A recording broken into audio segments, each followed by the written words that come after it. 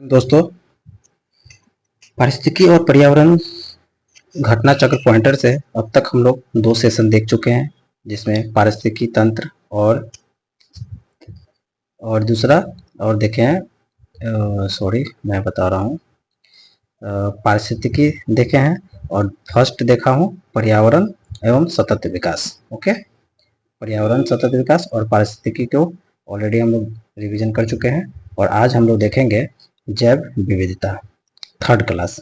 Okay, तो चलिए बिना देर किए हुए हम लोग इसको स्टार्ट करते हैं। फर्स्ट क्वेश्चन यहाँ पे, राष्ट्रीय उद्यानों में आनुवांशिक विविधता का रख रखाव किया जाता है। कैसे? तो इन सीटू संरक्षण द्वारा। ट्रैफिक मिशन यह सुनिश्चित करता है कि वन्य पादपों और जंतुओं के व्यापार से खतरा न हो। प्राकृतिक संरक्षण को ट्रैफिक की स्थापना 1976 में की गई थी। यह रणनीतिक गठबंधन है WWF एवं IUCN का। किसका है? ट्रैफिक आपको 1976 में स्थापना किया। ये WWF और IUCN के स्थापना है। जैव विविधता को इस प्रकार परिभाषित किया जाता है। किस प्रकार परिभाषित किया जाता है? किसी पर्यावरण में विभिन्न प्रजातियों की श्रेणी। जैव विविधता अल्फा, बीटा, गामा नामक श्रेणी विभाजित की जाती है। यह विभाजन 1972 में किया गया। वी टैकर ने किया था इसका। जैव विविधता को क्या कहता है? जैव विविधता को अल्फा, बीटा, गामा नाम श्रेणी में विभाजित किया 1972 में वी टैकर ने। जैव विविधता का अर्थ क्या है? तो एक निर्धारित क्षेत्र में विभिन्न प्रकार के पादप एवं जंतु, यही होता है। किसी क्षेत्र में विभिन्न प्रकार के पादप जंतु ही जैव विविधता का पहचान होता है। नेक्स्ट देखेंगे जैव विविधता का सबसे महत्वपूर्ण पहलू क्या है? सबसे महत्वपूर्ण तो पारिस्थितिकी तंत्र एवं उसके निर्वहन की बात करता है। आनुवांशिक जाति समुदाय एवं वह पारितंत्र के स्तर पर विभिन्न प्रकार के कार्य करके पारिस्थितिकी तंत्र का निर्वहन करती है। कौन करती है? जैव विविधता करती है। आगे देखेंगे जैव विविधता के नाश का कारण क्या है? जैव विविधता कैसे खत्म होती है? तो जीवों के प्राकृतिक आवास की कमी, पर्यावरणीय प्रदूषण एवं वनों के नाश होता है तो जैव विविधता खत्म होता है। जैव विविधता के ह्रास का मुख्य कारण क्या है? तो प्राकृतिक आवास का विनाश। ये कई सारे ऑप्शन में रहेगा, बट हमेशा याद रखना है कि जब आपके घर ही नहीं होगा तो आप कहाँ रहेंगे। तो ये सिंपल सी बात है कि जैव विविधता का नाश, ह्रास या कैसे होता है? आपकी आवास ही खत्म हो गया तब रहोगे कहाँ? That's all. प्राकृतिक संसाधनों के दोहन तथा औद्योगिक उत्पादन एवं नगरीकरण को बढ़ावा देने के उद्देश्य से प्राकृतिक वास का विनाश किया जा रहा है, जो सर्वाधिक महत्वपूर्ण कारक है जैव विविधता के ह्रास के लिए। बिल्कुल सही कह रहा है। जब भी आप कोई शहर या नगर को बसाते हैं तो हम क्या करते हैं? हम वनों को, पेड़ पौधा उसका विनाश कर देते हैं, वहाँ पे एक नगर या शहर को बसा देते हैं, तो ऑब्वियस है कि वहाँ की जैव विविधता का नाश होगा ही होगा। जैव विविधता के ह्रास के सर्वाधिक महत्वपूर्ण कारक तो प्राकृतिक वास या निवास का विनाश। जैव विविधता के कम होने का मुख्य कारण आवासीय विनाश। Same question. संयुक्त राष्ट्र संघ द्वारा जैव विविधता दिवस मनाया जाता है। ये इंपॉर्टेंट सेक्शन है, क्वेश्चन है, याद कर लेना है। जैव विविधता दिवस कब मनाया जाता है? 22 मई को हर साल मनाया जाता है। भौगोलिक क्षेत्र में जैव विविधता के लिए संकट हो सकता है। क्या होगा? तो वैश्विक तापन, आवास का विखंडन, विदेशी जाति का संक्रमण, ये होता है भौगोलिक क्षेत्र में जैव विविधता का संकट हो सकता है। जैव विविधता के लिए बड़ा खतरा क्या है? तो प्राकृतिक आवास और वनस्पति विनाश तथा इसमें जैसे कि झूम खेती वगैरह करना, तो उसके अपने जो नेचुरल आवास है वो खत्म हो जाती है। देश के पूर्वी और उत्तरी पूर्वी हिस्सा, देश के उत्तरी और पूर्वी और उत्तरी पूर्वी हिस्सा में खेती प्रचलित है। किससे? झूम खेती। जब भी पहाड़ों तरफ देखेंगे तो झूम खेती होता ही है। जैव विविधता हॉटस्पॉट स्थलों में शामिल है पूर्वी हिमालय। भारत में जैव विविधता के ताप स्थल यानी हॉटस्पॉट है पूर्वी हिमालय और पश्चिमी घाट। जैव विविधता हॉटस्पॉट केवल उष्णकटिबंधीय क्षेत्रों में ही नहीं बल्कि उच्च अक्षांशीय प्रदेशों में भी पाया जाता है। बिल्कुल सही। भारत में 4 जैव विविधता हॉटस्पॉट स्थल है। कौन कौन है? एक तो दो तो हम लोग पढ़ लिए, पूर्वी हिमालय और पश्चिमी घाट। म्यांमार भारत की सीमा एवं सुंडा लैंड, 4 भारत में हॉटस्पॉट है जैव विविधता का। पूर्वी हिमालय, पश्चिमी घाट, म्यांमार भारत का सीमा एवं सुंडा लैंड। भारत में जैव विविधता की दृष्टि से संतृप्त क्षेत्र पश्चिमी घाट। जैव विविधता के संदर्भ में भारत में क्षेत्र हॉटस्पॉट माना गया है अंडमान निकोबार द्वीप समूह को। हॉटस्पॉट शब्द का सर्वप्रथम प्रयोग 1988 में नॉर्मन मायर्स ने किया था। हॉटस्पॉट शब्द का सर्वप्रथम कौन किया था? 1998 में नॉर्मन मायर्स ने किया था। जहां पर जातियों का पर्याप्त तथा स्थानीय जातियों की अधिकता पाई जाती है, लेकिन साथ ही इन जीव जातियों के अस्तित्व पर निरंतर संकट बना रहता है, वह क्षेत्र हॉटस्पॉट कहलाता है। सबसे लंबे जीवित वृक्ष कौन सा है? सिकोया सबसे लंबे जीवित वृक्ष सिकोया। किसी प्रजाति को विलुप्त माना जा सकता है जब वह अपने प्राकृतिक आवास में देखा नहीं जा सकता है। कितने वर्षों के बीच में? लगभग 50 वर्षों तक अगर किसी प्रजाति को नहीं देख रहे हैं तो समझिए उसको विलुप्त माना जा सकता है, घोषित किया जा सकता है। किसी प्रजाति के विलोपन के लिए उत्तरदायी बड़े आकार वाले शरीर, संकुचित चिन्ह, आनुवंशिक भिन्नता में कमी। किसी प्रजाति के विलोपन के लिए उत्तरदायी नहीं है तो व्यापक चिन्ह ये कोई नहीं है। प्रकृति एवं प्राकृतिक संसाधन अंतर्राष्ट्रीय संरक्षण संघ IUCN द्वारा विलुप्त के कगार पर खड़े संकटग्रस्त पौधों और पशुओं की जाति को सूचियों में सम्मिलित किया जाता है रेड डाटा बुक्स में। रेड डाटा बुक्स और रेड लिस्ट किससे संबंधित है? IUCN से है। प्राणी समूह जो संकटापन्न जातियां के संवर्ग में के अंतर्गत आता है, जैसे महान भारतीय सारंग, कस्तूरी मृग, लाल पांडा, एशियाई वन्य गधा। सोन चिड़ैया या महान भारतीय सारंग, साइबेरियन सारस और स्लेटी टिटहरी अति संकटग्रस्त श्रेणी के, कस्तूरी मृग संकटग्रस्त श्रेणी में और एशियाई वन्य गधा संकट के नजदीकी श्रेणी में, जबकि लाल पांडा शामिल है संकटग्रस्त श्रेणी में। Golden oriole, great Indian bustard, Indian fantail pigeon तथा इंडियन सनबर्ड भारतीय पक्षियों में से अत्यधिक संकटग्रस्त किस्म में आता है। ग्रेट इंडियन बस्टर्ड सबसे ज्यादा आता है। यद्यपि भारत की जनसंख्या तीव्र गति से बढ़ रही है, किंतु पक्षियों की संख्या तेजी से घट रही है, क्योंकि पक्षियों का वास स्थान पर बड़े पैमाने पर कटौती हुई है। कीटनाशक, रासायनिक उर्वरक तथा मच्छर भगाने वाली दवाओं का बड़े पैमाने पर उपयोग हो रहा है। यही वजह है कि इसका ह्रास हो रही है। उत्तराखंड में जैव विविधता के ह्रास का कारण क्या नहीं हो सकता है? तो बंजर भूमि का वनीकरण,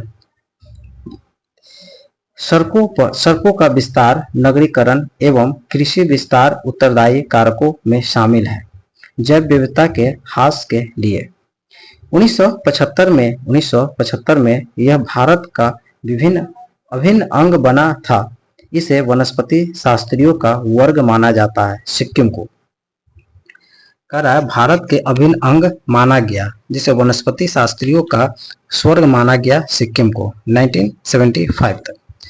पूर्वी हिमालय में के हॉट स्पॉट क्षेत्र में आता है सिक्किम। पूर्वी हिमालय के हॉटस्पॉट में सिक्किम आता है।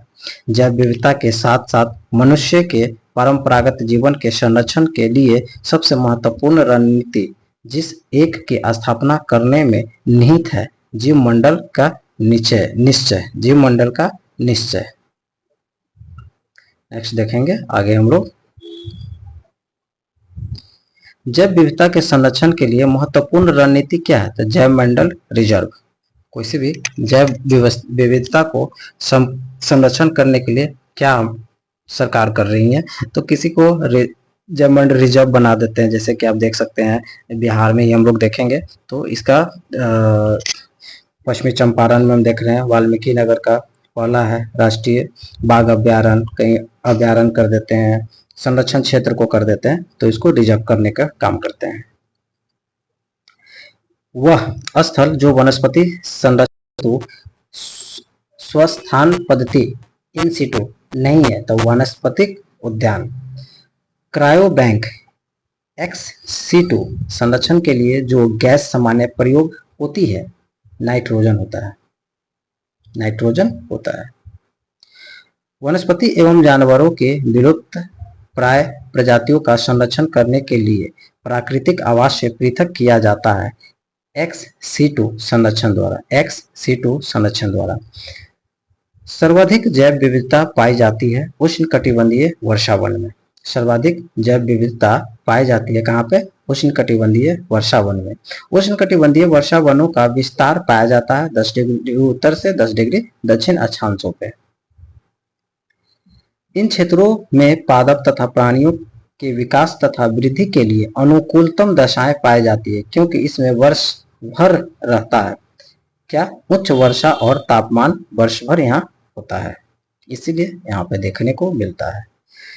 किसी निश्चय भौगोलिक क्षेत्र में पाए जाने वाले जीवों की संख्या तथा उनकी विविधता को क्या कहा जाता है? तो जैव विविधता कहा जाता है। सर्वाधिक जैव विविधता, सर्वाधिक जैव विविधता पाई जाती है उष्णकटिबंधीय वर्षावन में। प्राणियों और पादपों की जातियां में अधिकतम विविधता पाई जाती है उष्णकटिबंधीय आर्द्र वनों में। जैव विविधता में परिवर्तन होता है क्योंकि भूमध्य रेखा की तरफ आप बढ़ेंगे तो परिवर्तन देखने को मिलेगा। सर्वाधिक जैव विविधता पाई जाती है उष्णकटिबंधीय क्षेत्र में 10 डिग्री दक्षिण और 10 डिग्री उत्तर की तरफ। शांत घाटी, कश्मीर, सुरमा घाटी तथा फूलों की घाटी में सर्वाधिक जैव विविधता पाई जाती है, सबसे ज्यादा शांत घाटी में। शांत घाटी कहाँ पे है? तो केरल में है। साइलेंट वैली परियोजना जिस राज्य से संबंध है? केरल में है। साइलेंट वैली, शांत घाटी सेम ही है, एक ही नाम है। फूलों की घाटी उत्तराखंड में अवस्थित है। आगे देखेंगे आर्द्र क्षेत्रों में जिन्हें रामसर का दर्जा प्राप्त है, जैसे चिल्का झील, लोकटक झील, केवलादेव तथा वुलर झील। ये आर्द्र क्षेत्र रामसर है, रामसर का दर्जा मिला हुआ है चिल्का, लोकटक, केवला और वुलर। रामसर सूची अंतर्राष्ट्रीय महत्व के आर्द्र भूमियों की एक सूची है। इस सूची में वर्तमान भारत में शामिल स्थल है। ये पुराना डेटा है, लगभग 80 के आसपास या 80 प्लस हो गया है अभी के करेंट के लेकर। तो इसको कुछ चीजें हैं जो इसमें अपडेट नहीं किया हुआ है, जो आप नेट पे ऑनलाइन चेक करें और उसको याद करें। ये 26 अभी का डेटा नहीं है, अभी 80 प्लस हो चुका है, तब इसको देख लेंगे।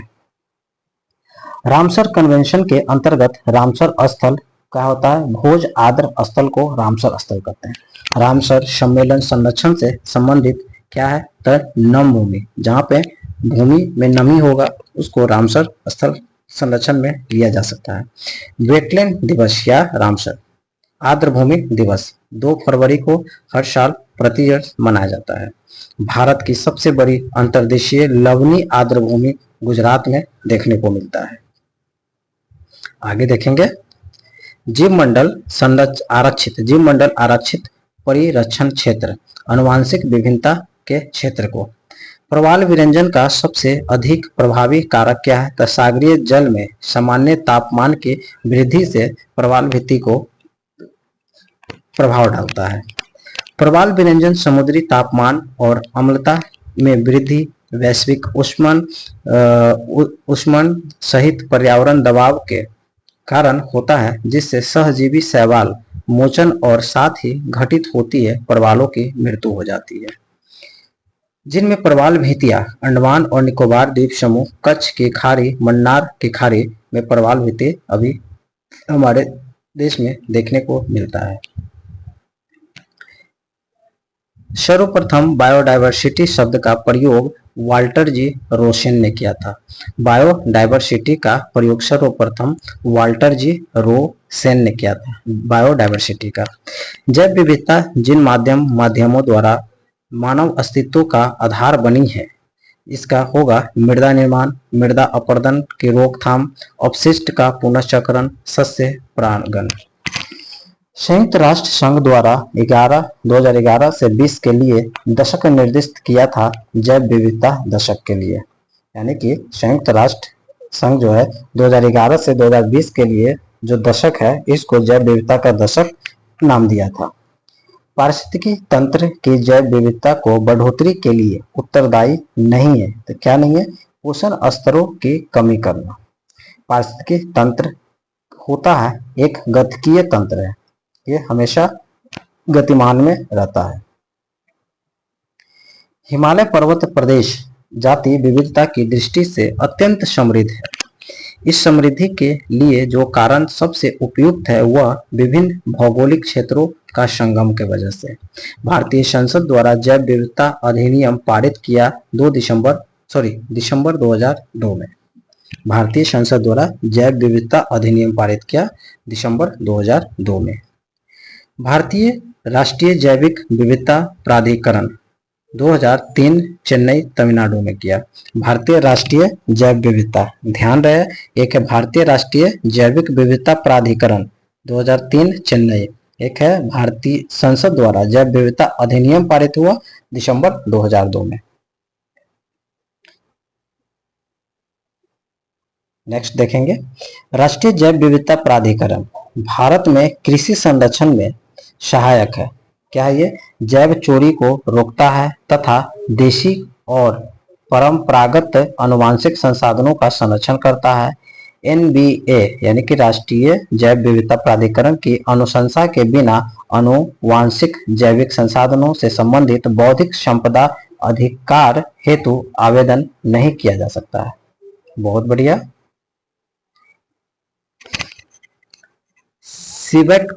सिबकथॉर्न के विश्वव्यापी मार्केट की बड़ी संभावनाएं हैं।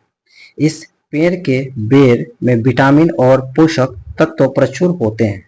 चंगेज खान ने इसका प्रयोग अपनी सेना के ऊर्जा स्थितियों के उन्नत करने के लिए किया था। रूसी कॉस्मोनाटों ने इसके तेल का कॉस्मिक विकिरण से बचाव के लिए उपयोग किया था। भारत में यह पौधा कहाँ पाया जाता है? लद्दाख में। इसका नाम है सिबकथॉर्न लद्दाख में पाया जाता है। आगे देखेंगे, भारत सरकार सिबकथॉर्न की खेती को प्रोत्साहित कर रही है। इस पादप का महत्व है मृदा संरक्षण, नियंत्रण में सहायक और मरुस्थलीकरण को रोकता है। इसमें पोषकीय मान होता है और उच्च तुंगता वाले ठंडे क्षेत्रों में जीवित रहने के लिए भली भांति अनुकूल होता है। भारत में लेबेरी के नाम से लोकप्रिय एक पर्णपाती झाड़ी है सिबकथॉर्न इसको कहा जाता है लेबेरी का भी। पिछले 10 वर्षों में गिद्धों की संख्या में एकाएक गिरावट आई। इसके लिए उत्तरदायी कारक एक साधारण सी दर्द निवारक दवा है, जिसका उपयोग किसानों द्वारा पशुओं के लिए दर्द निवारक के रूप में बुखार के इलाज में किया जाता है। क्या है? Diclofenac sodium. भारत में गिद्धों की कमी अत्यधिक प्रमुख कारण है जानवरों का दर्द निवारक देना। कुछ वर्ष पहले तक गिद्ध भारतीय देहातों में आमतौर पर दिखाई देते थे, किंतु आजकल कभी कभार ही नजर आते हैं। इस स्थिति के लिए उत्तरदायी है गो पशु मालिकों द्वारा रुग्ण पशुओं के उपचार हेतु प्रयुक्त औषधि। मॉरिशस मॉरिशस में एक वृक्ष प्रजाति प्रजनन में असफल रही क्योंकि एक फल खाने वाले पक्षी विलुप्त हो गया। वह पक्षी डोडो था। कहता है मॉरिशस में एक वृक्ष प्रजाति प्रजनन में असफल रही क्योंकि एक फल खाने वाले पक्षी विलुप्त हो गया जिसका नाम है डोडो। मॉरिशस में टम्बलाकोक जिसे डोडो वृक्ष के नाम से भी जाना जाता है प्रजनन में असफल रहा इस जिसकी वजह से यह लगभग विलुप्त हो रहा है। इसका मुख्य कारण है कि डोडो पक्षी के विलुप्त हो जाना। भारतीय वन्य जीव के संदर्भ में उडैन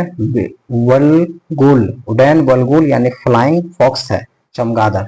भारत वन्य जीव के संदर्भ में उडैन बलगुल फ्लाइंग फॉक्स चमगादड़ को कहा जाता है। ग्रेट इंडियन फ्रूट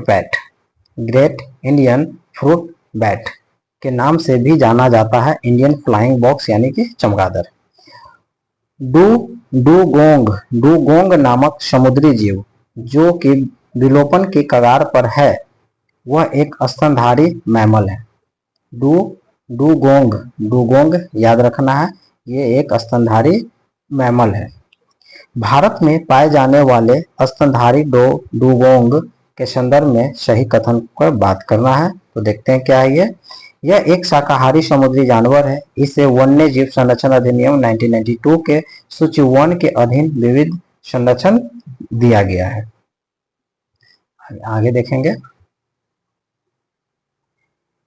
यह एक समुद्री स्तनधारी है और घास खाने की इनकी आदत के कारण इन्हें समुद्री गाय भी कहा जाता है। डुगोंग को समुद्री सी काऊ डुगोंग। जिन 3 मानकों के आधार पर पश्चिमी घाट श्रीलंका क्षेत्रों को जैव विविधता के प्रमुख स्थलों में हॉट स्पॉट के रूप में मान्यता प्राप्त हुई है इसका वजह है जाति बहुतायतता यानी स्पीसीज रिचनेस, स्थानिकता एवं आशंका बोध। वर्ल्ड लाइफ इंटरनेशनल नामक संगठन के संदर्भ में बात करना तो यह संरक्षण संगठनों की विश्वव्यापी भागीदारी है। यह महत्वपूर्ण पक्षी एवं जैव विविधता क्षेत्र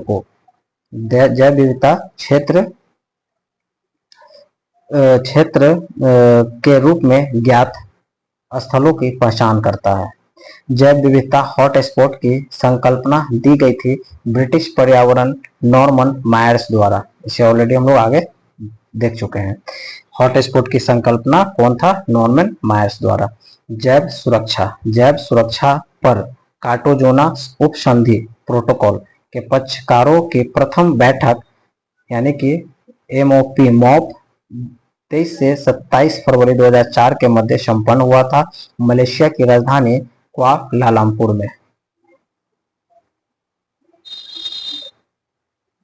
भारत ने जैव विविधता उपसंधि प्रोटोकॉल जैव विविधता पर समझौता हस्ताक्षर किया था 23 जनवरी 2001 को।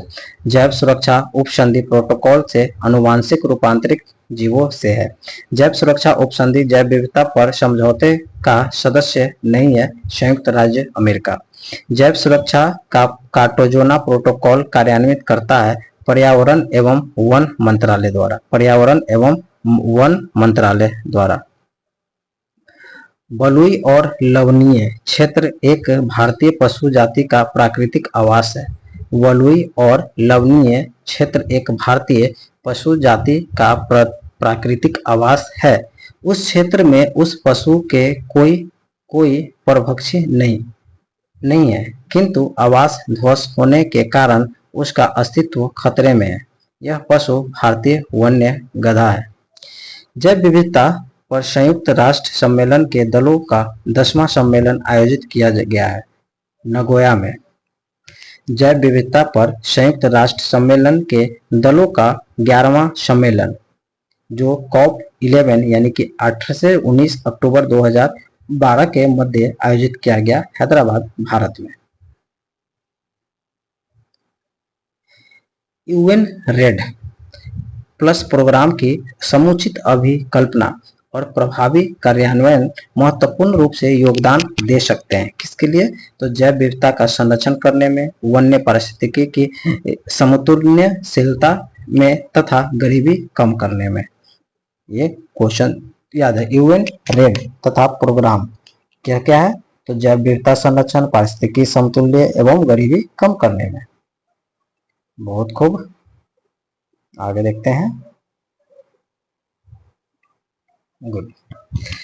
दो महत्वपूर्ण नदियां जिनमें से एक स्रोत झारखंड में है और उड़ीसा में दूसरे नाम से जानी जाती है, तथा दूसरी जिसका एक स्रोत उड़ीसा में है, समुद्र में प्रवाह करने से पूर्व एक ऐसे स्थान पर संगम करती है जो बंगाल की खाड़ी से कुछ ही दूर वन्य जीवन तथा जैव विविधता के प्रमुख स्थल है और सुरक्षित है। वह स्थल कौन सा है? तो भितरकनिका। VVI इसको याद रखने का।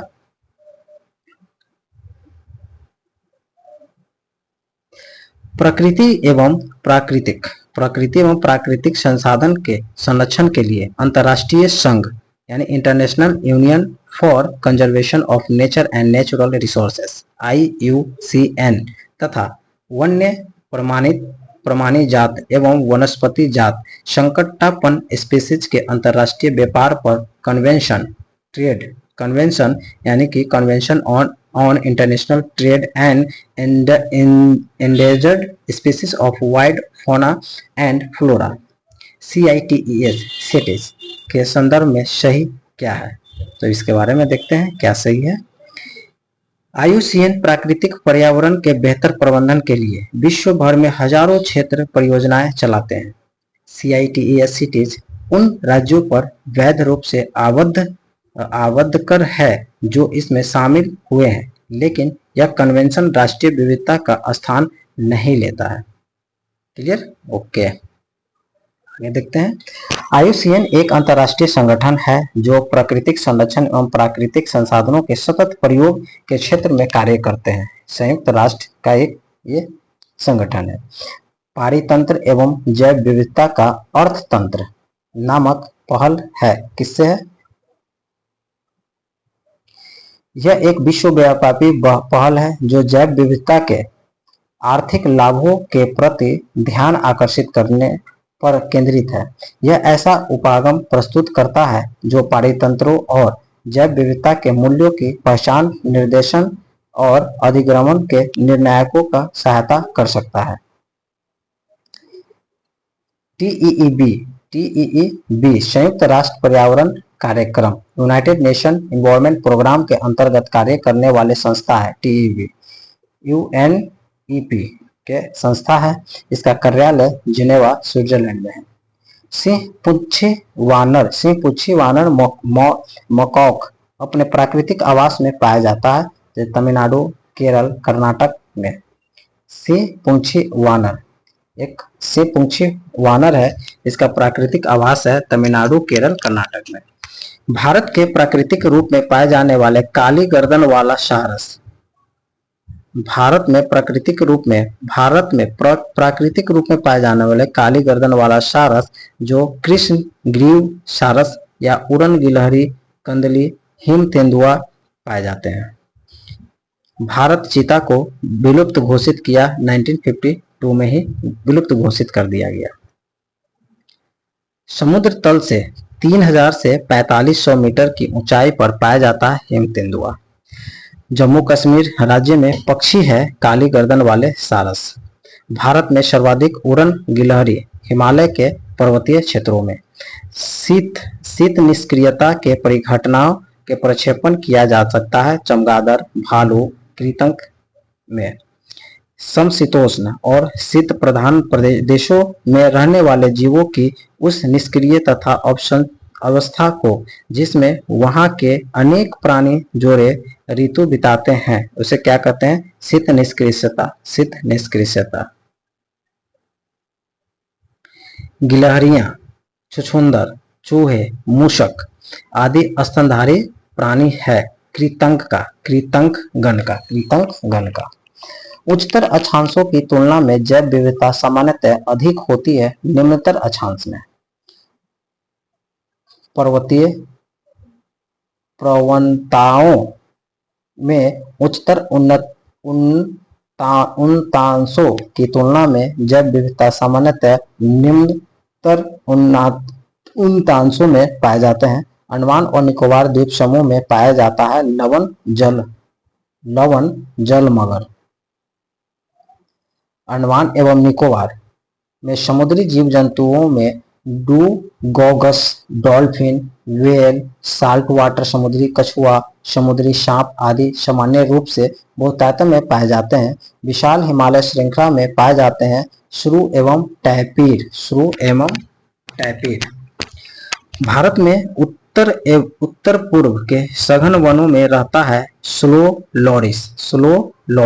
भारत में उत्तर पूर्व के सघन वनों में रहता है स्लो लॉरिस। वृक्षों पर रहने वाला स्तनधारी जिसका जूलॉजिकल नाम एलुरस फल्गेंस है। क्या है? एलुरस फल्गेंस है। रेड पांडा को कहा जाता है, रेड पांडा। भारत में रेड पांडा के रूप में पाए जाने वाले उत्तरी पूर्वी भारत के उप हिमालय क्षेत्रों में रेड पांडा पाया जाता है। उत्तरी पूर्वी हिमालय के उप हिमालय क्षेत्रों में यह ज्ञान के विकास और संग्रहण के लिए तथा व्यवहारिक अनुभव का बेहतर नीतियों का पक्ष समर्थन करने के लिए क्षेत्र स्तर पर कार्य करता है। वेटलैंड इंटरनेशनल एक गैर सरकारी एवं गैर लाभकारी वैश्विक संगठन है जो आर्द्र भूमि एवं उनके संसाधनों को बनाए रखने तथा उन्हें पुनः स्थापित करने हेतु कार्य करते हैं। इसका मुख्यालय नीदरलैंड में है।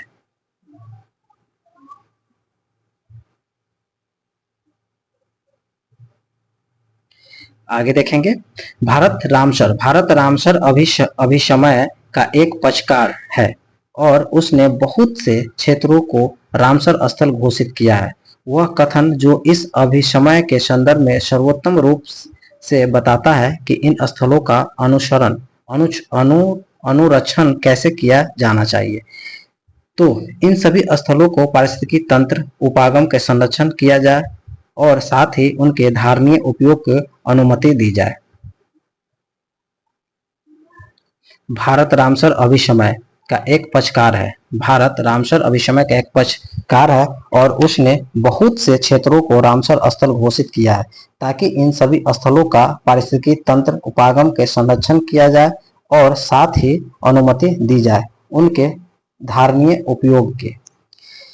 यदि अंतर्राष्ट्रीय महत्व के किसी आर्द्र भूमि को मॉन्ट्रियो रिकॉर्ड के अधीन लाया जाए तो इससे अभिप्राय है क्या होगा? इसके अधीन लाया जाए तो मानव हस्तक्षेप परिणाम स्वरूप आर्द्र भूमि में पारिस्थितिकी स्वरूप में परिवर्तन हो गया है या हो रहा है या होना संभावित होगा।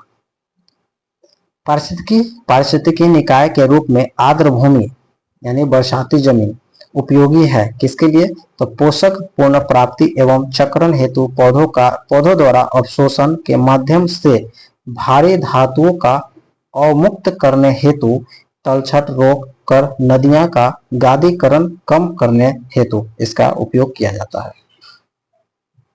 जलीय तथा शुष्क स्थलीय पारिस्थितिकी तंत्र के बीच के क्षेत्र कहलाता है आर्द्र भूमि। आर्द्र भूमि के अंतर्गत देश का कुल भौगोलिक क्षेत्र का अन्य राज्यों के तुलना में सबसे अधिक अंकित किया गया है गुजरात में। भारत में तटीय आर्द्र भूमि का कुल भौगोलिक क्षेत्र आंतरिक आर्द्र भूमि के कुल भौगोलिक क्षेत्र कम है। इसको एक बार करंट में आप चेक कर लेंगे कि अभी करंट का डेटा में कौन से स्टेट सबसे ज्यादा है। जैव द्रव्यमान का वार्षिक उत्पादन निम्नलिखित न्यूनतम होता है। जैव द्रव्यमान का वार्षिक उत्पादन न्यूनतम होता है गहरे सागर में सबसे ज्यादा होते हैं। जैव द्रव्यमान का उत्पादन दृष्टि से प्रथम स्थान पर उष्णकटिबंधीय वर्षावन आता है। टुमारोज बायोडायवर्सिटी के पुस्तक का लेखक है वंदना शिवा। टुमारोज बायोडायवर्सिटी, वंदना शिवा। जैव विविधता के संबंध रखते हैं खाद्य एवं कृषि हेतु पादप आनुवंशिक संसाधनों के विषय, अंतर्राष्ट्रीय संधि, मरुभवन का सामना करने हेतु संयुक्त राष्ट्र अभिसमय या विश्व विरासत अभिसमय। चलिए अब तक का हम लोग का ये पूरा हो गया है। अब हम लोग देखेंगे नेक्स्ट टॉपिक में, तब तक के लिए ओके, थैंक यू दोस्तों।